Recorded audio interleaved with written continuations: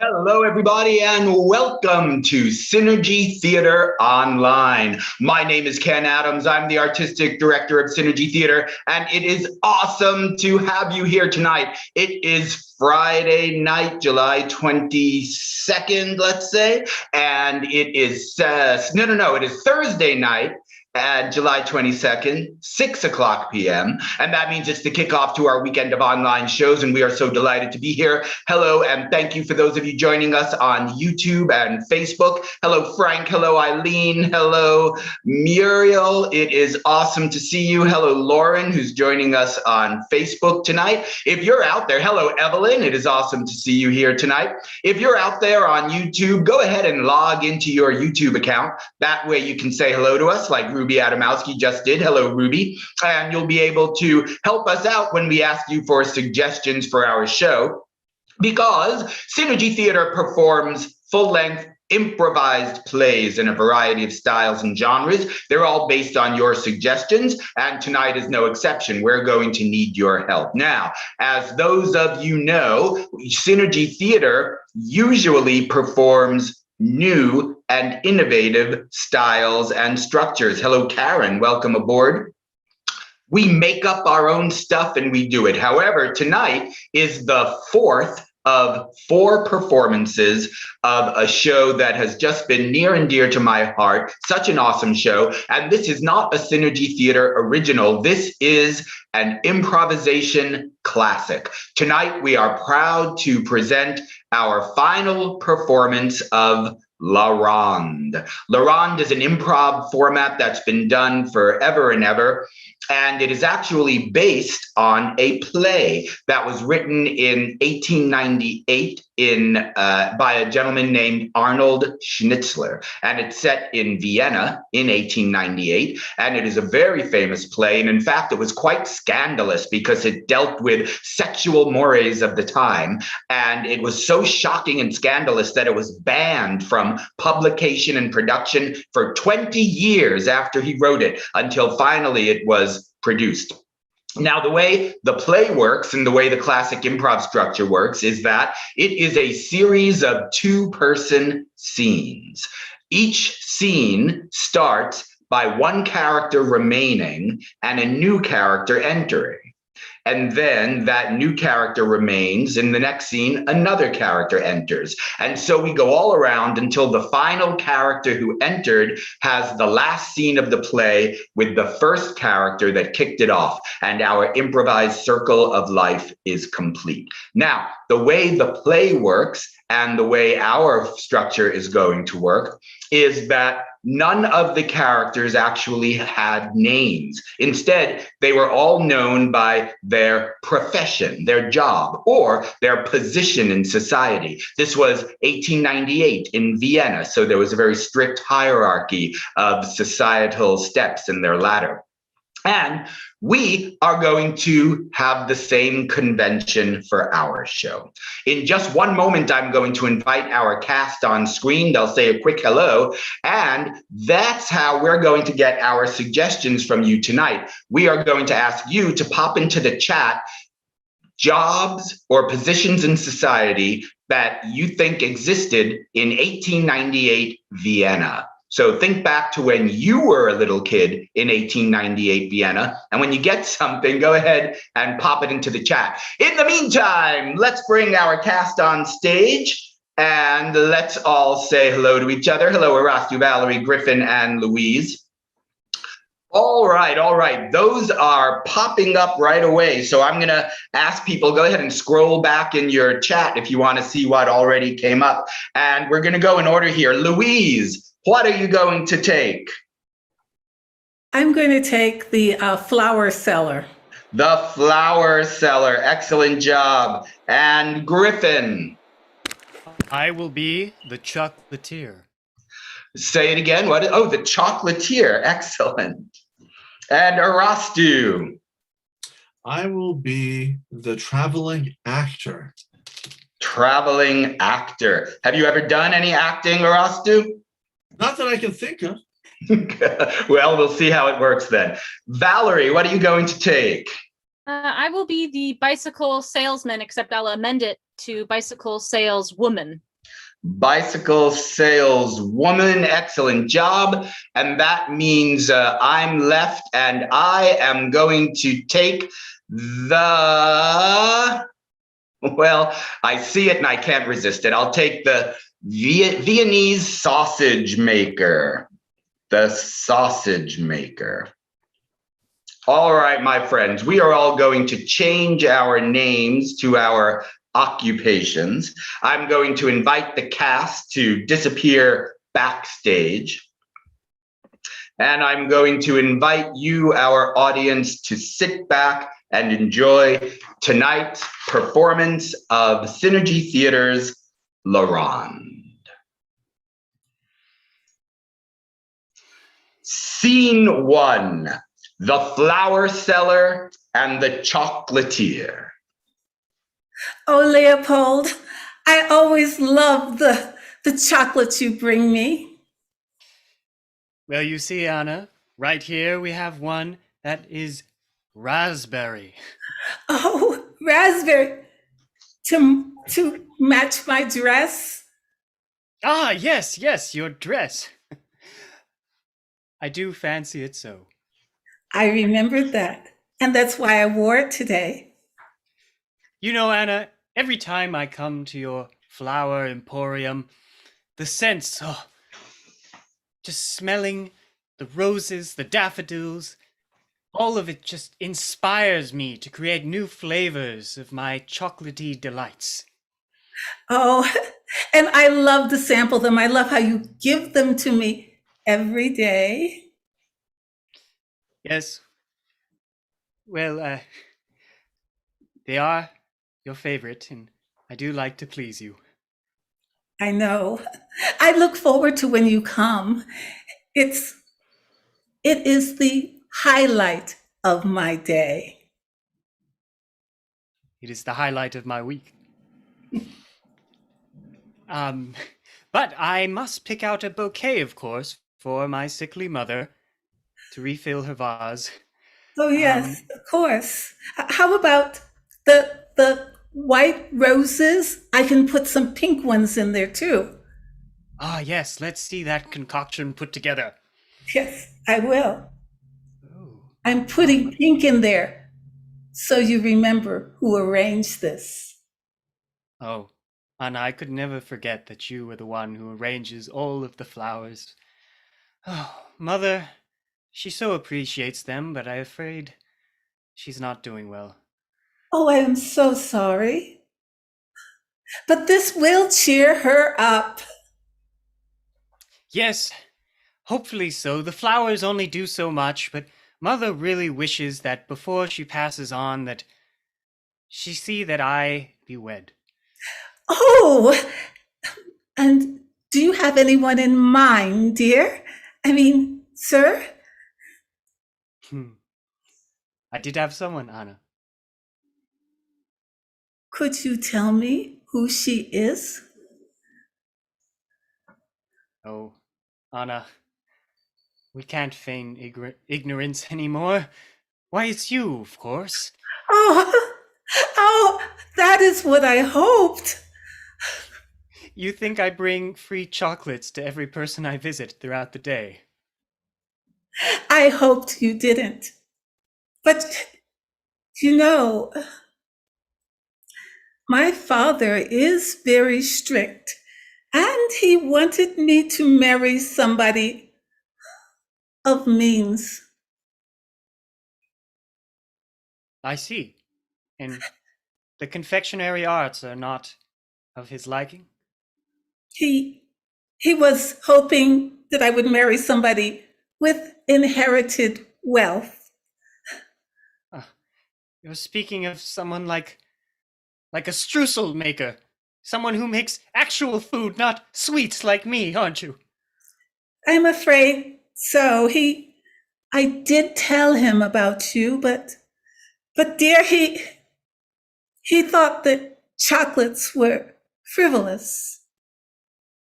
Well, Anna, has the man ever tasted a piece of chocolate as delectable as the ones that my confectioners make? I swear it can melt the heart of any man. Well, dear Leopold, it did melt my heart. But my father is a cold-hearted man. And I am sorry to say, this flower shop, it is also a frivolous way to earn money, and we don't have much. I do see. Money is of value more than sweets. But perhaps you could persuade him. Maybe you could go into another line of work. He does seem to think that butchers make a lot of money because meat is something that everyone needs. Oh, but Anna, I could never pass as a butcher. I certainly know nothing of meat, only of chocolate, and all of the other delectables that go into it. We've never put meat in our chocolate, not to my knowledge. Oh, my dear Leopold, I do understand that. And frankly, the idea of being married to a butcher with their bloody hands and slaughtering sweet lambs and rabbits and chickens, I would find that appalling. Yes, and I agree. No lambs need to be slaughtered in the making of chocolate. Just beans, and the only thing on my fingers are sweet, sticky chocolate to be sucked off, if you are into that sort of thing. Oh, but maybe we can think of a profession that you could convince my father would be worthy of my hand.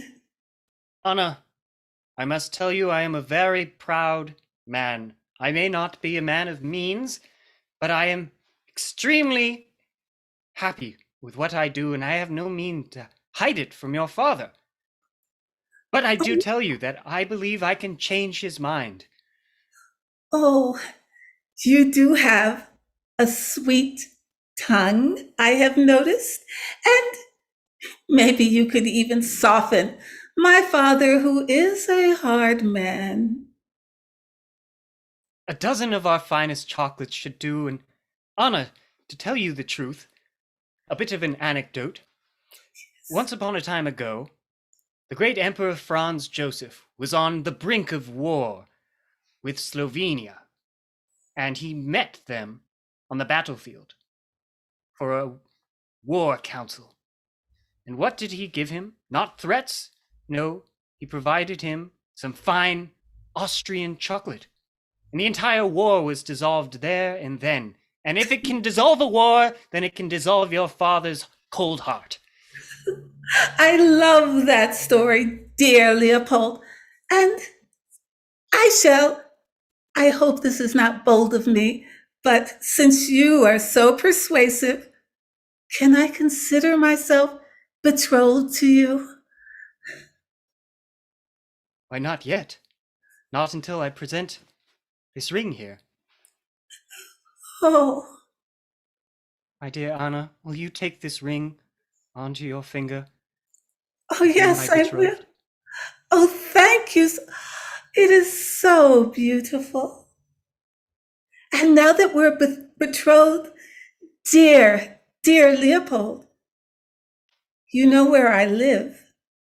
And my room is the one on the first floor on the left corner. If you tap on the window, I will open it and we can secretly meet to discuss wedding plans. Ah, yes. Perhaps I will stop by this evening to Oh, visit. yes, but be very quiet. Because until my father gives permission, I don't know what he would do if he were to find us together. But I do want to see you tonight, now that we are officially betrothed. Then I shall take my beautiful bouquet that you have constructed to my mother, let her know that her son is to be wed, and I will see you this evening. Adieu.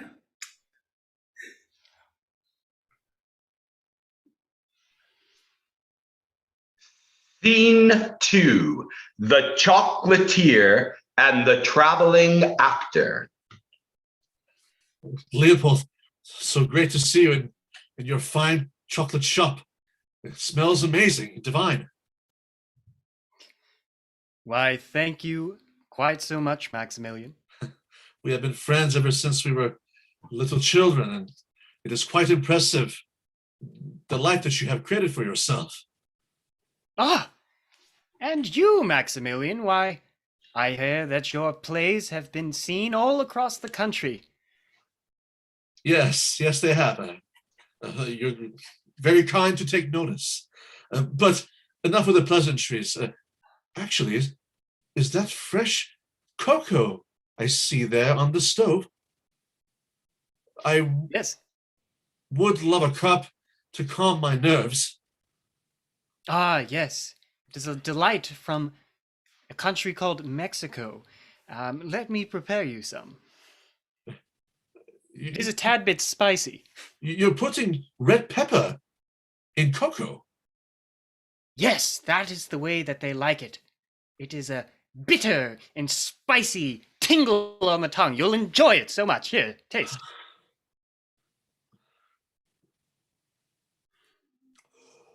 Oh, that is quite a pleasant surprise. I like it very much. Well, speaking of pleasant surprises, it's always great to see you, Maximilian. It's always great to see you as well, Leopold. And I must tell you that I've come here because I'm afraid that I've done something rather immoral. Immoral? I'm sure you heard of Josefina. She is to be wed soon. Yes. To someone who is not myself. It is so. Well, she came to one of my performances, and after each play, I have various people from the audience. They come to us backstage to have a nice discourse and tell us how much they love the play. And I must tell you, Leopold, that you see, Josefina and I developed an affair sexually. Maximilian, you scoundrel. The fiancé has caught wind of this, and I hear that he's been scouring the entire city looking for my neck to put on a block.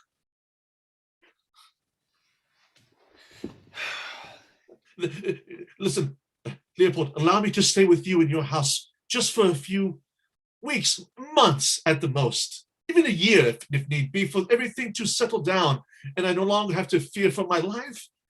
I know you have a small place. We can sleep in the same bed, head to toe, toe to head situation. Maximilian, as much as I would like to share a bed with you, right now is not a terribly good time. You see, I'm recently betrothed. Oh, congratulations. Another sip to your betrothed. And so that is to say, if anyone should I be sharing a bed with, it would be my new wife. Of course. You go ahead and enjoy your new life and your new love, and I will just go out in the streets and be murdered. No, Maximilian, you misunderstand me. It is a terrible time, but I mean to help you, of course. I could not shelter you. I could not put that burden on my new wife at this time.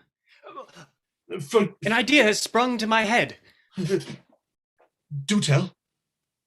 Why, you see, every single month, a new shipment of cocoa beans comes into the port of France, and then it must be moved via caravan all the way here to Austria.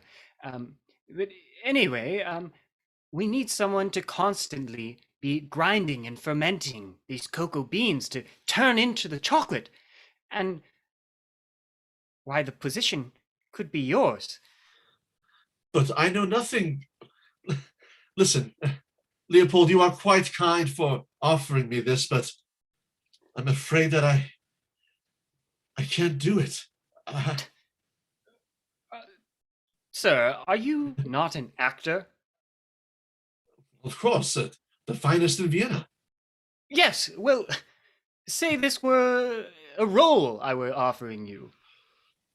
As a sub-chocolatier. Why, and this was the audition. Would you just say, "No, sir, I can't be that," or would you perform your heart out? I would perform my heart out. There is no role that Maximilian could not perform, and there is no role that I would refuse. But nonetheless, I fear for my life, for her fiancé is a man of great means, and he would scour and find me. I suppose I should just run off, but I do love Josefina so. You see, one role that I could ever play in my life, Leopold, is a role of a man with deep honor and courage. I'm a fraud of an actor and a fraud of a man. You know what? I think I have something for you, Maximilian. There is a rite of passage in order to become a chocolatier such as myself. And it is enduring a pain so great that once you face it, no other in the world could match its excruciosity. And this be? In this jar I keep, in this safe down here, cocoa beans fermented for 17 years now. If I'm to open this, the stench would be so foul that the hairs in your nostril would curl up and fall out and wither and die. But I had to swallow 1 gram of this substance. And upon swallowing it, how did it change you? It gave you courage? I died. You died? No, my good man, I'm still here, of course. But it was, again, an excruciating pain. And once I faced it, nothing else in this world, no harm, no stub of the toe, no hammering a nail into your forearm, nothing could harm me the way this did. Oh, no. Then I will take one. Please, quickly. I knew, Leopold, that you are a true friend and that I can rely upon you. Careful. Oh, my nose hurts.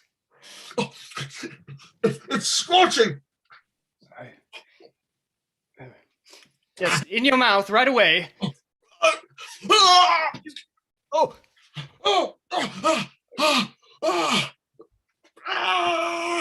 Leopold, I feel as though Take the chocolate. What? Drink it. Oh. No, that's the spicy one, man. Leopold, are you trying to kill me, you crazy fool? Here, how do you feel?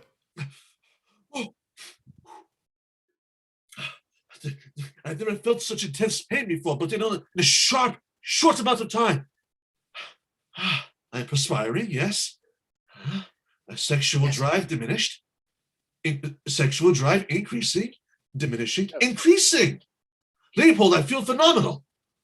Now, Maximilian, tell me, do you fear this man wed to your Josephine? I do not fear him. I do not even fear my own fears anymore. Yes, well, it would be wise for you to take caution. But at the same time, I believe that you have emerged from this a stronger, braver, more powerful man, and yes, a certified chocolatier. Oh, 2 birds with 1 stone. Well,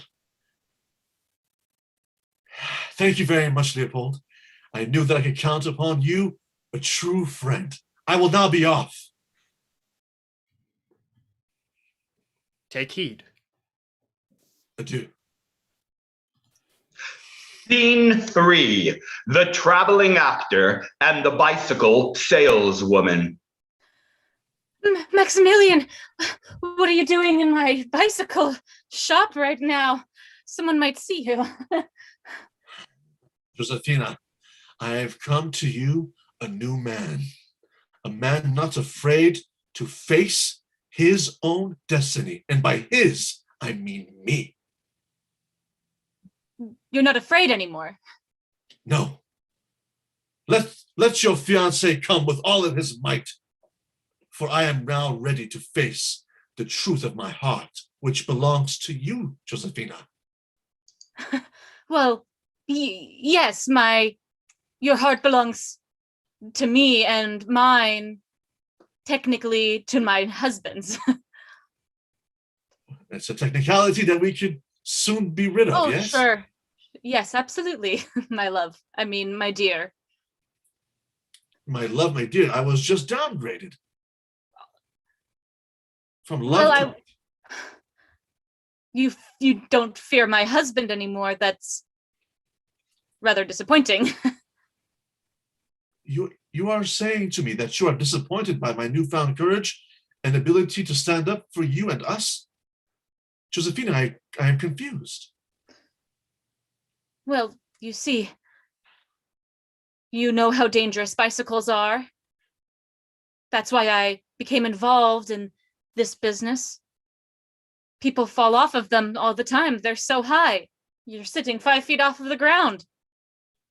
You see, I love the rush of danger, Maximilian. And I believe a part of my attraction to you was the fear. Seeing myself afraid that my husband might find out, my fiance at the time, and then also seeing the fear in your eyes. Every time the key noise was heard in the door frame. Oh, don't you remember, Maximilian, that time you were so close you had to slide under the bed frame? Yes, I remember quite well. I still have the scar on my shin to prove it.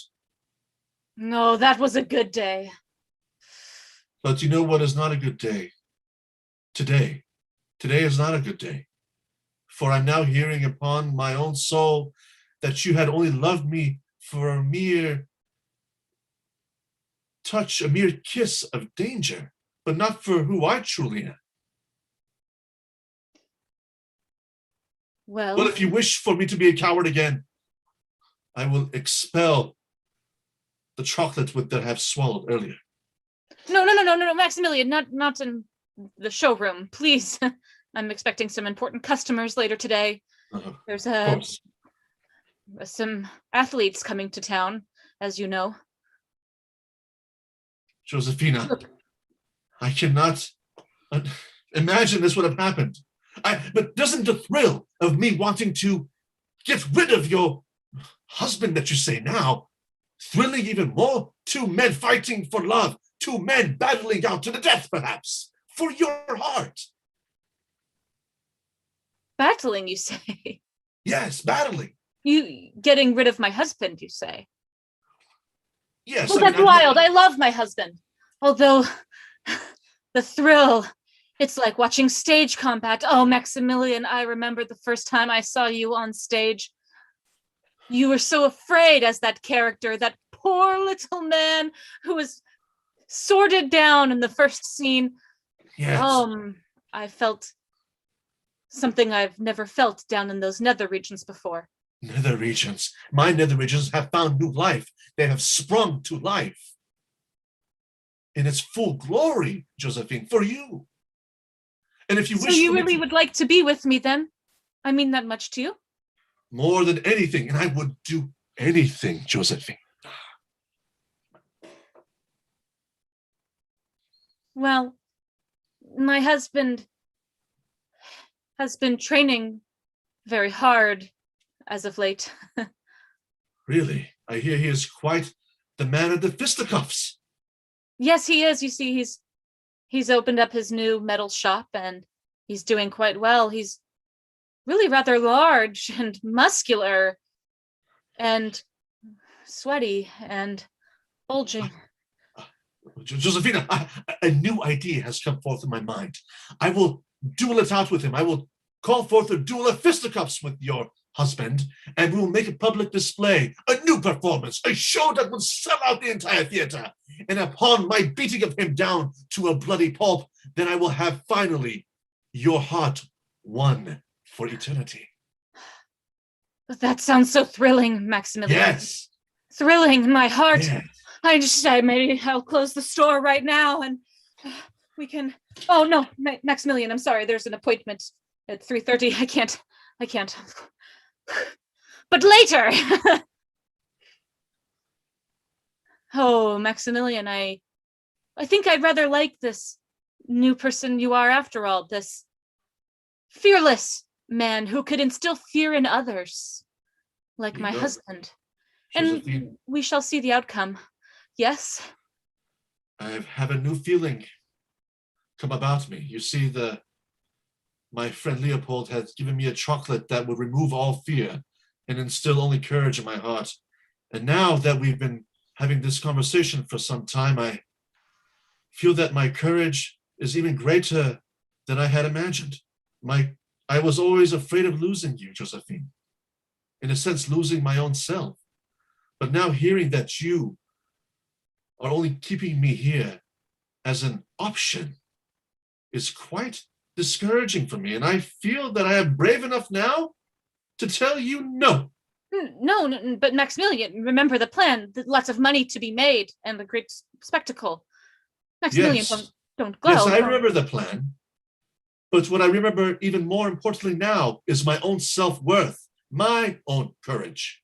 And I will not be used in some game of yours to give you some cheap pleasure, a thrill. I am worth more than that, Josephine. I am worth more than what you have to offer me. But no, Maximilian. What you're saying right now has never made me feel stronger in my entire life. And what I am saying right now has never made me feel stronger in my entire life. And I love this feeling.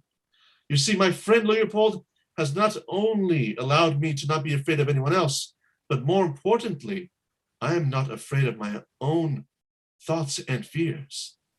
I found myself. Would you find yourself in my bed No, again? No, but Maximilian. never again will I belittle myself for any other man nor woman. I'm sorry, Josephine. Maximilian, how could you throw away all of this lovely planning that we've made? Planning is boring. And what am I supposed to do now? Just go back to my husband? Now I know that he's just quite boring. There, Josephine, take this rag. Wipe your tears. Very well. I just hope, Josephine, that you too will one day find your own courage and live a life that you wish to live. I thank you, though, Josephine. I thank you for making this decision quite easy. Okay, well, go find yourself in hell then. And crawl up someplace up inside of yourself that is so far that you'll never be able to pull yourself out again. Go. I will go, but not to where you tell me to go. That does not sound very pleasant. I will go to the exact opposite place that you just told me to go. Fine. I bid you adieu. No, but wait. Actually, I'll see you later, maybe after the show. No. Good day, Josephine. Oh. The bicycle saleswoman and the sausage maker. My darling wife, you look beautiful. Seeing you here beneath the moon as the lovely Danube River runs gently by the side of this lake and riverside cafe, and seeing your eyes sparkle in that moonlight brings me back to when we first met, my love. Yes. You know, wife, dear Josephina, it is not many women who would marry a man almost twice her age, a widower with a daughter of marriageable age who works in a flower shop, And yet you married me. I always wanted to know, to what do I owe this honor? Carl, I was attracted by your great strength and fortitude, and that one time I saw you stuffing that sausage so packed, I was immediately drawn to you and your money. I mean, to you. Tell me, darling, are you alone too often now that I still put in 16 hours a day making the sausages and have opened my new metal shop? No, Carl. I have plenty to do during the day with my bicycle shop, which is doing quite well. And I go to the theater, and I don't talk to any actors. And it's all lovely. Oh, look at that, some criminals. Oh, you better go fight them. Go fight them, Carl. Stand up strong to them. Nonsense, darling. Here within the glow of your eyes shall I stay. Okay, Carl, I'll be honest with you. Though my days are full and I lack not for things to do, I do find myself bored. With me?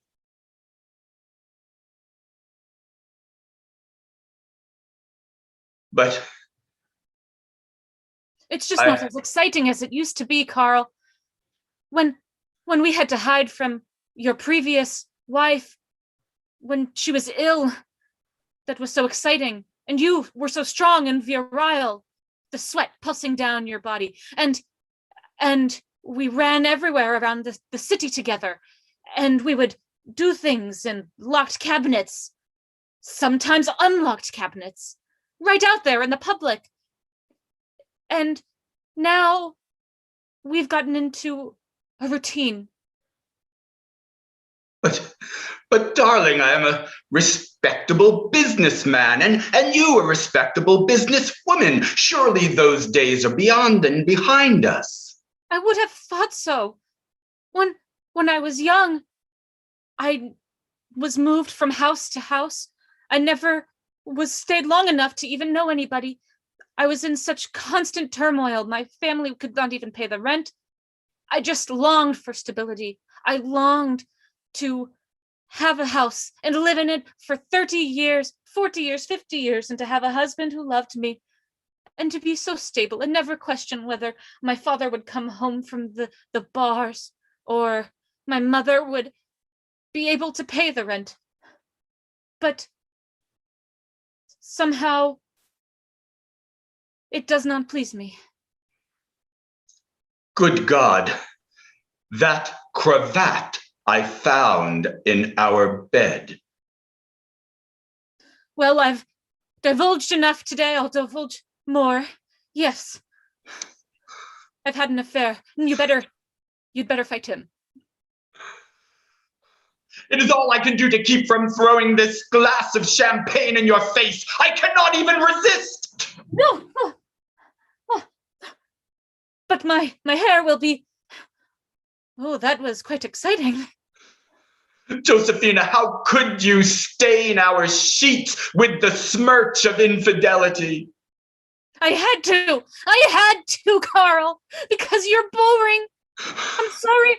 You don't excite me anymore. When was the last time you just took me from downstairs and carried me upstairs and professed how beautiful I am? That was the behavior of the lower class to which we once belonged. We are respectable now. We have money now. We behave like respectable people. Well, I don't want to behave like respectable people. I want to make love in cupboards again in the public. I do not know what I am meant to be. I am like one of those sausages in my factory. A bit of this, a bit of that, a bit of you, of Anna, of expectations, of desires squished into this skin that is bursting with its pulp. Oh, Carl. I'm sorry to hurt you, but let this maybe be a new beginning for us. Now you know, and I won't do it again. Please. You think I will stay in this marriage with you when you have broken my heart and betrayed me? Think of the shame you cast upon my daughter who seeks to marry. I'm sorry, I know that infidelity can harm somebody and can harm a family. My father he was very terrible. He slept with every woman on the street other than my mother, and it tore my family apart. I knew that he had other families. I never thought I would do it. I never thought I would destroy somebody else's life with my own carelessness. Oh, Carl, please forgive me. I cannot. Why is it that I'm like this? Why do I seek constant danger? What is wrong with me? I hated danger as a youth. When I was a child, I was so afraid. And now I've been seeking that for some reason. Carl, what's wrong with me? There is nothing wrong with you. Look at the position I put you in. I, a man old enough to be your father, with a girl old enough to be your sister. I, who rather than offer you the protection I should have when I met you as a frail and vulnerable girl, sought to bring you into my bed rather than beneath the protective wing. If there is anything wrong with you, it is only made more vile by what is wrong with me. No, Carl. You are a good man. You never pressured me into anything. You were patient and kind, and you supported me and helped me. You helped me open my bicycle shop, which was a brand new business and quite dangerous.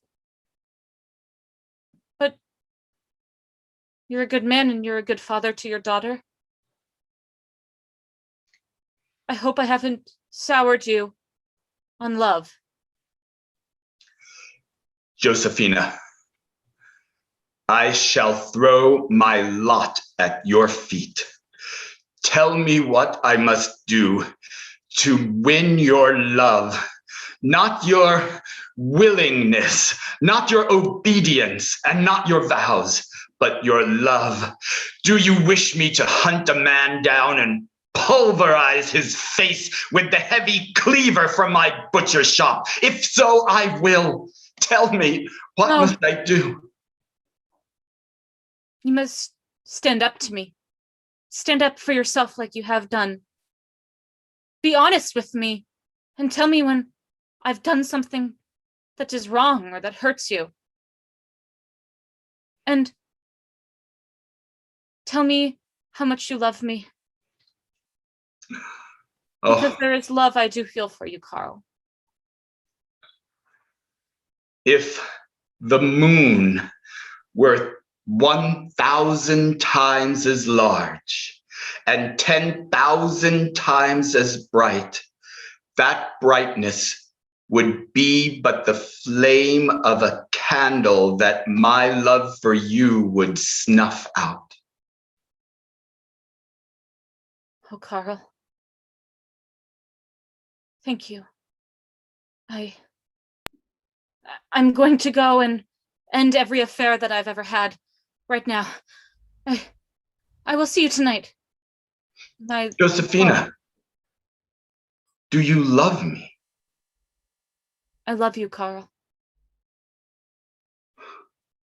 And I you. I'll see you tonight.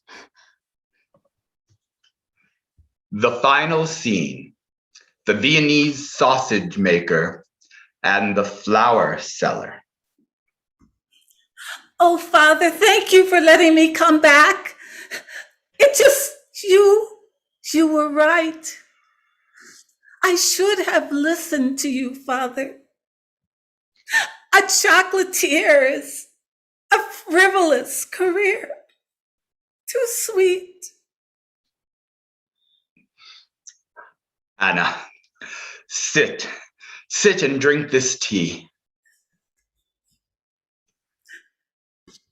You are so beautiful, Anna. You are the very ghost of your mother. I know how much you loved her. You've often talked about how much you loved her and how that love was a flame that even death could not put out. Sometimes, sweet girl, at night, when the wind blows through the willows, it's almost as if I hear your mother's soft voice in the breeze and her tender hand on my cheek. Yes, I thought I was going to have that kind of love, but I found that Leopold, there's nothing substantial in his love. It's too sweet. It's too sticky. It makes me sick. Josephina, your stepmother, when she came into this family, you were ill at ease. That is very true. But I have grown to love her wisdom. And she taught me that marriage and love should consist of danger and excitement and, dare I say, lust. Speak you to your father so? But dear Father, my husband is sickly sweet, like too much chocolate. I am repulsed by him. I want to be with a manly man, a man who is dashing, a man who wields a sword. Anna, you are as capricious as one of those flowers in that shop of yours, blooming one moment and fading the next. I thought your heart beat only for your chocolatier. It did when we were seeing each other in secret behind your back. It was exciting. It was like a bonfire blazing. It was so hot. And now we're married, and there are no secrets. And we're supposed to do those things, those naughty things, in the night. And frankly, I'm bored. Anna, infatuation is the flame that burns bright, but the embers that linger in the hearth, providing warmth and cooking food, that is true love. Look not just for the flame. That is not what Josephina told me. She told me that what keeps the love and the spark and the flame between you two is that she has, shall we say, dalliances with other men. You knew of this. She told me that that is what loving couples allow each other to do. She said, though, that I'm afraid she did say you were too boring to have a dalliance of your own, but that you didn't mind that she had hers, and that keeps the flame, the blazing bonfire, a raging fire. Anna, you must know that Last night, I discovered Josephina's infidelity.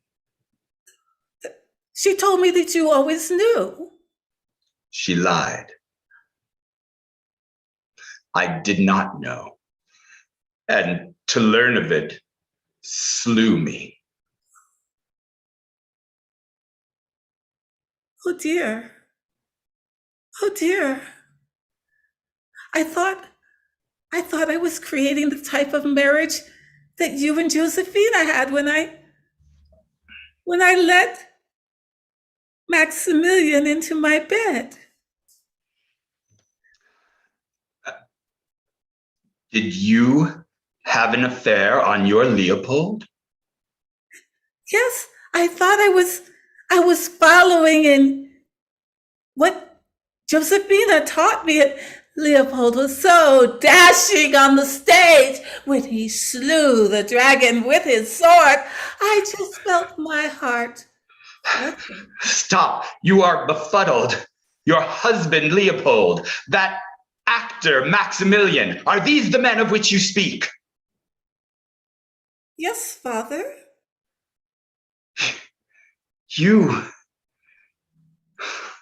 I do not know how I have erred in raising you.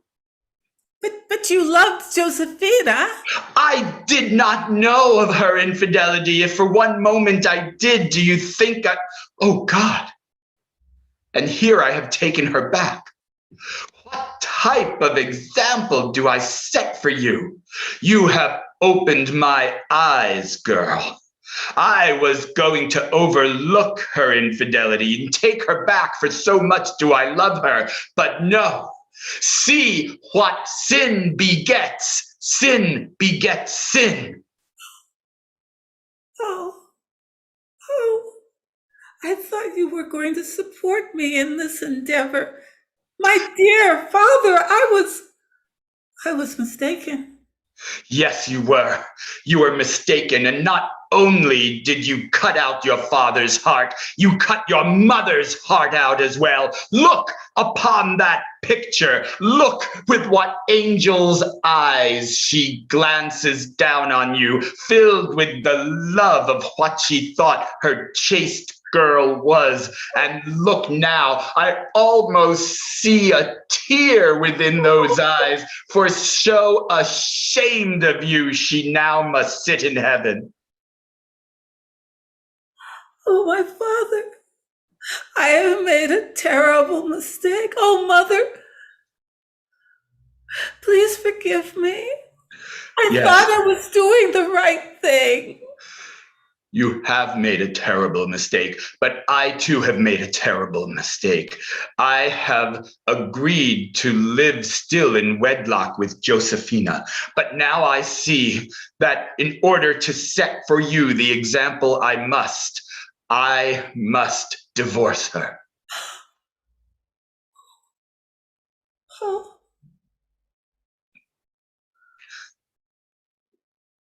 Love, those burning embers, are only safe within the fireplace, safe behind the irons. For let those sparks upon the carpet and the entire house burns down. Marriage and the sanctity of marriage is that fireplace, girl. Oh, Father, is it too late for me? I never told my husband I was coming here to find out from you how you and Josephina had arranged things. This was your mother's house, and I shall not let you burn it down. We will tell your husband of your infidelity. Oh, Father, no, suppose he leaves me. We must pay the price for our actions, girl. What is civilization if not that? People agreeing to costs and honoring the debt. My life had been a fire that warmed my heart. And now I am left with only ashes. Please, Father, reconsider. I thought I was doing the right thing. Your wife, the woman you chose, she told me that this is what you and she had. Please, don't tell my husband. Because you were the one who exposed me to that shameless woman. You brought her into my life. You told her to be like a mother to me. Anna, you wring my heart like a dish rag.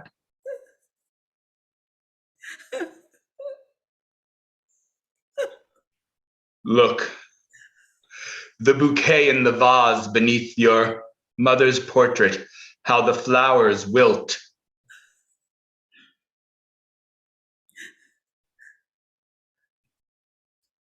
Perhaps we can both mend our marriages. And Josephine may change. I will change. I only did what I thought was the right path. Anna, my daughter, here is a new bouquet of flowers that I brought and sought to give you. Take them. Remove those old and wilted flowers from the vase and put these new fresh blooms in their place.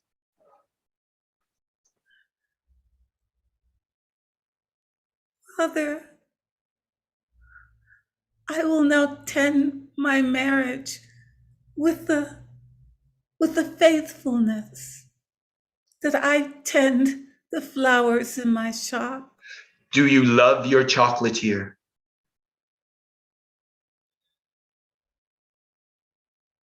I can grow to love his kind of love. I've always loved chocolates.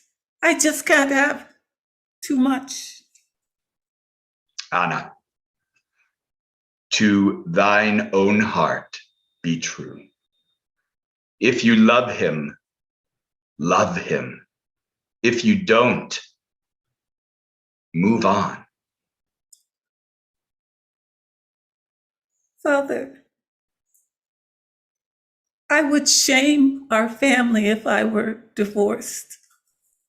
All that matters is those mothers' eyes, and all that brings a smile to them is Anna's happiness.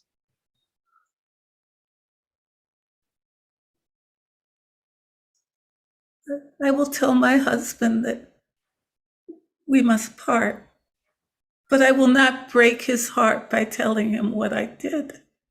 I don't have to do that, Father, do I? No, all flowers grow best with a little fertilizer. I love you, sweet girl. Thank you, Father. Thank you, Father, for showing me the difference between right and wrong, and for still loving me. And that is our show, my friends, Ronde. Let's bring the entire cast back onto the screen. Thank you all so much for watching our closing night performance of Ronde. Let me quickly introduce our cast. The traveling actor is Arastu Durakshin. The chocolatier, that's Griffin Beer. The bicycle saleswoman, that's Valerie Regalia. Hey, Louise, are you still with us? Louise, and Louise Ritchie is the flower seller. And this was Synergy Theater's Ronde. My friends, thank you so much for being here. Tomorrow night, Friday at 7 o'clock, come back for the next installment of Flash to the Past, conceived and directed by Valerie Regalia, who is our bicycle saleswoman. It is a loving homage to the Back to the Future movies in which we travel through time and have an awesome, fun time travel adventure tomorrow at 7 o'clock right here on our YouTube channel and Facebook page. Hey, guess what? Synergy Theater is planning to come back live to the beautiful Lesher Center for the Arts. We're kicking off our full season of live shows on October 14th in Walnut Creek, California. That beautiful theater behind me, that's our space. We'd love you to be there. Right now, you can go to synergytheater.com and you can subscribe to our entire season, 4 amazing full-length improvised plays for just $75. Oh my goodness, $75 for 4 shows. That's an amazing price and you should take advantage of it. We're doing a great season. We have spontaneous Shakespeare, spontaneous Alfred Hitchcock, spontaneous Charles Dickens, and Improvisers in Space, our science fiction starship adventure. Please come and be a part of our audience. We'd love to meet you in person.